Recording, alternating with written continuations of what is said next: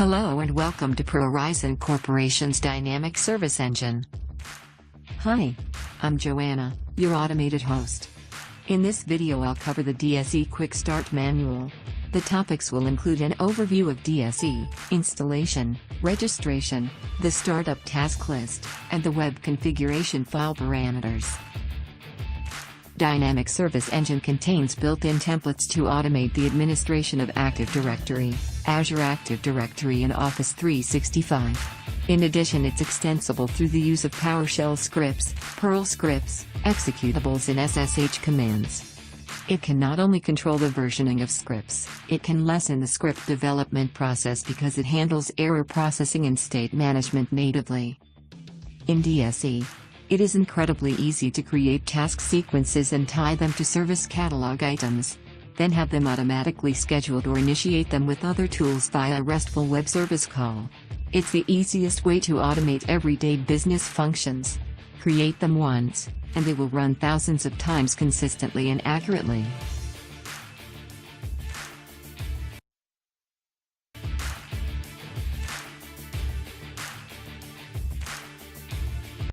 The DSE components include a catalog, an approval engine, a robust task engine, and a global advisor reporting tool.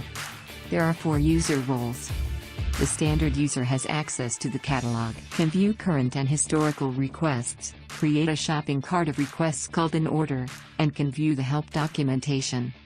The advisor role allows access to the global advisor. The service desk can view current and historical requests by all users. And finally, the administrator has global control of the catalog. The Dynamic Service Engine is designed for easy administration and approval workflows. Working from left to right, the admin defines the global configuration, which includes email notifications, display settings, default process settings, reporting credentials, and license management.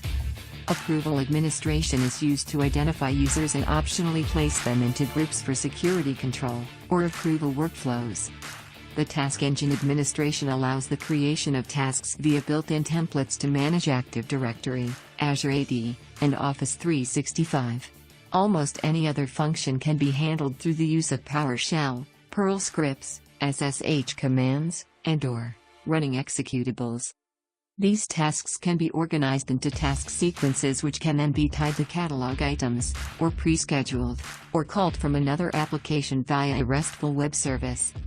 Finally, the catalog administration is used to create categories for each catalog item. The filter tag groups and filter tags help the end user locate catalog items quickly. Is its ability to manage error processing. There are 2 important concepts. First is state management. When tasks are designed, they are given a failure retry setting. For example, suppose a user submits a catalog item which runs a task sequence and a task is failing to run because a resource is busy. If the resource becomes available before the retries has expired, DSE will pick up in the task sequence where it left off.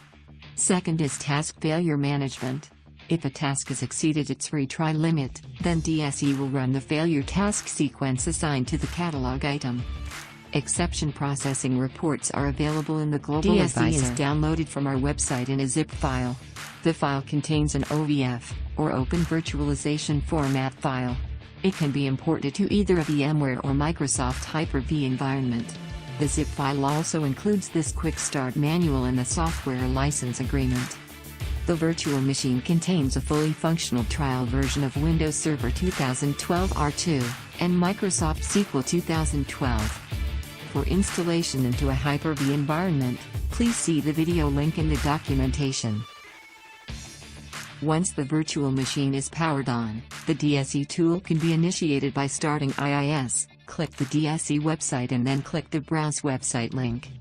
Your download comes with 2 environments. The first is the clean environment, which can be accessed by logging on with the administrator user ID and password provided. The second is the example environment. It can be accessed by logging on using the example user ID and password. It provides a very comprehensive set of example tasks, task sequences, and catalog items which demonstrates nearly every DSE feature. Often, When an administrator receives new software, it's not clear the minimum number of tasks to be performed to prepare for use. Our support team has designed this startup task list to lay out all the possible implementation tasks, and we identified which are required. Any new administrator should be able to have their environment ready to use in just a few short hours. The web configuration file can be found in the DSE folder on the C drive. It contains connection strings to the SQL databases, and it also contains some custom configuration parameters. These parameters control capabilities such as allowing a user to self-subscribe to DSE, or allowing the user to initiate their own DSE password resets. You can also configure such things as how often the task engine processing agent runs.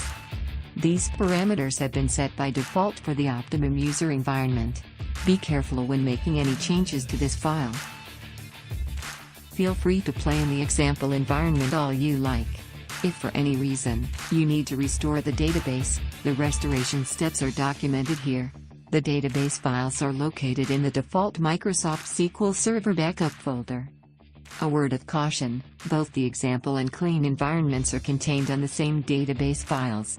If you restore the database from the backup folder, it will wipe out all changes made to both the example and clean environments.